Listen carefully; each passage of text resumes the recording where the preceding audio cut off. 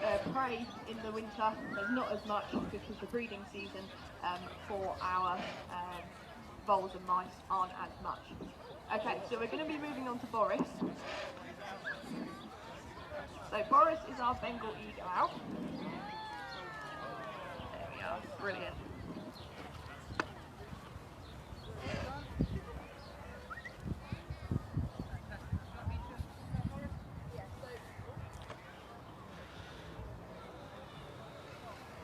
Good afternoon, guys. I do apologise. Oh, yeah, I do apologise about the. No, not working. I do apologise about the delay, guys. We had a slight issue just now, but we are going to start with the next bird, which is Boris, and Boris is our Bengal eagle owl. Raise your glove, please. So nice and across the body, absolutely perfect.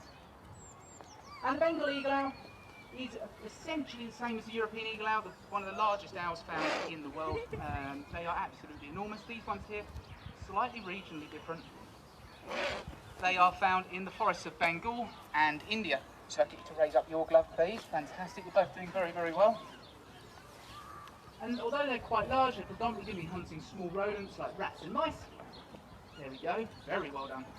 But they are also going to be hunting things like birds and bats. Now bats are a really challenging animal to hunt because they are very, very quick, they are very, very agile, and they are very, very clever.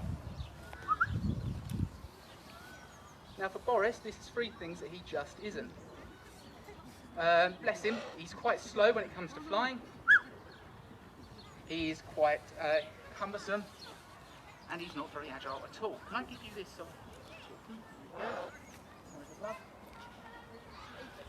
Yeah, just between everyone. So they are very, very slow, they are very, very cumbersome, and they're not particularly bright. In fact, Boris only has a brain about half the size of a baked bean. He is absolutely tiny. This is largely due to the fact he has absolutely enormous size, the size of 2 tennis balls sitting inside your head. This leaves very little room in between for a brain, and that has led to people believing that they are the least intelligent birds of prey on the planet. We do dispute that though.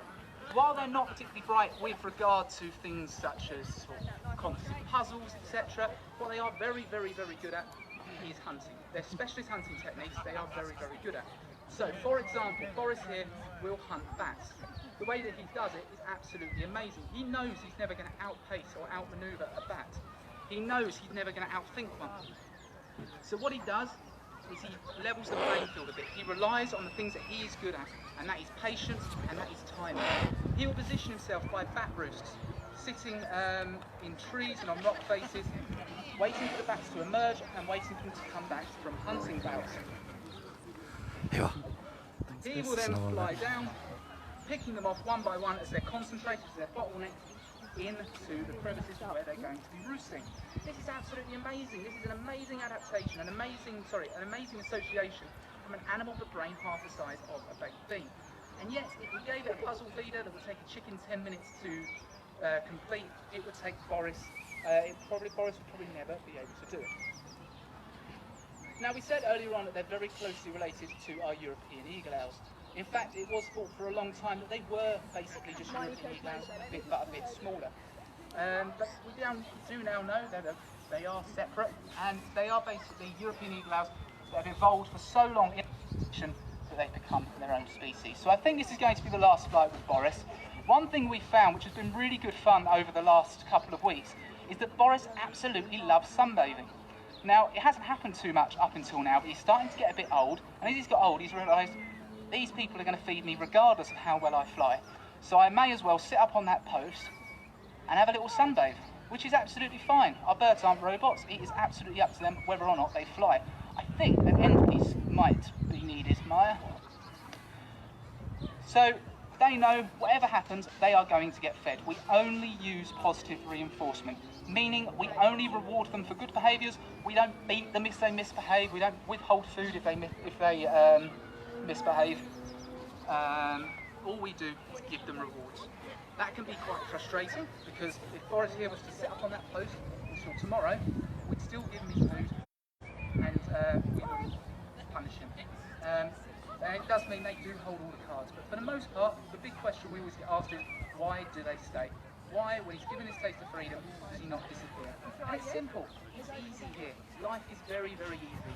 He gets fed and he gets looked after. He's safe and protected. Now I'm going to give you a break from my voice because I might be distracting Boris, and I may just go over and give Maya a quick hand. Hello. Could I steal a glass? Thank you very much.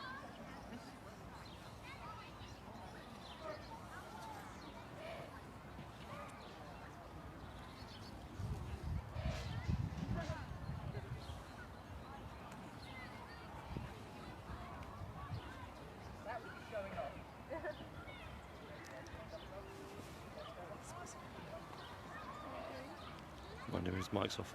So what you just saw there is actually really, really done. As I say, not the largest brain, but what he's done there, he's essentially trained me. He's essentially got me to do what he wanted to do. A big round of applause for Maya and for Boris. Thank you very much for them. As I say, we train our birds using positive reinforcement. We reward them for good behaviours. They do the exact same thing for us. If you watch, as Maya was trying to get Boris to move, she's moving to different parts of the field. And in the end, we actually offered him more food. That is him waiting and trying to get us to do what he wants us to do. And that is, again, a really clever behaviour. Admittedly, he probably doesn't know what he's doing. Because that is what these shows are. They're a 50-50 split between us, between the birds doing what we ask them to do, and us doing what the birds want us to do. He's really, really clever. So we're going to move on to our final bird. And our final bird is by far one of our favourites. He is our African, he is our Ruse eagle owl. These guys are the largest eagle owls in Africa. They are absolutely enormous. And they are one of the most impressive birds we have here, mainly due to their incredibly varied diet. They have got the second most varied diet out of any owl. Over 200 different species are hunted by this bird. So, very, very soon, we all coming out. There we go.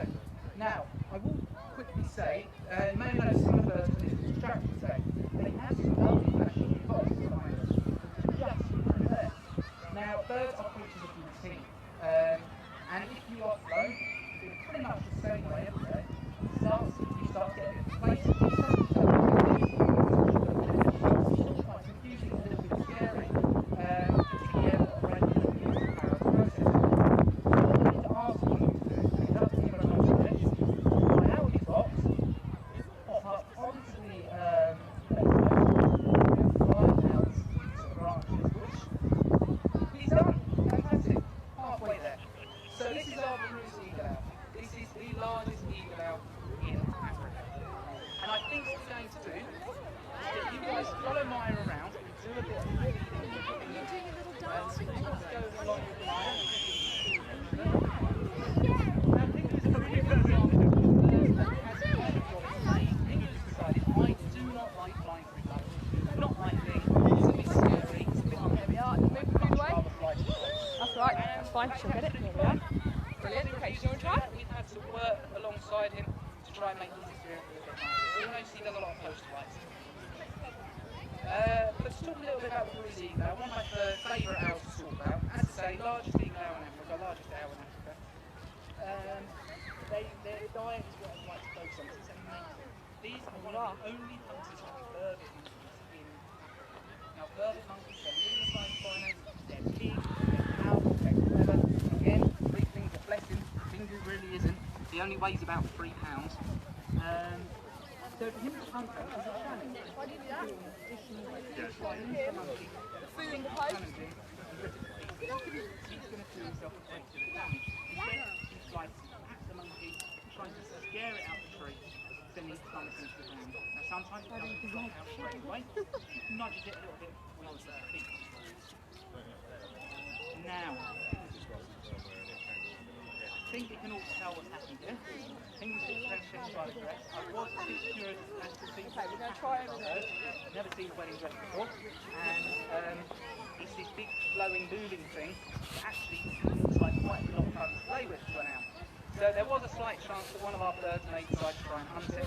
I thought I wouldn't tell them like that until after the show, so fingers crossed that doesn't happen. So another thing that makes these birds unique, are their eyes. They've got ball eyes. They're the only species with ball eyes, which basically means they're externally. So I won't get too boring with it, but basically they're going to be sitting at night in Africa up on a post for hours and hours on end. This means they're likely to be dead. What they'll do is they'll contract their blood vessels, holding them nice and tight to keep themselves warm. If they then need to stop and expand their blood vessels, I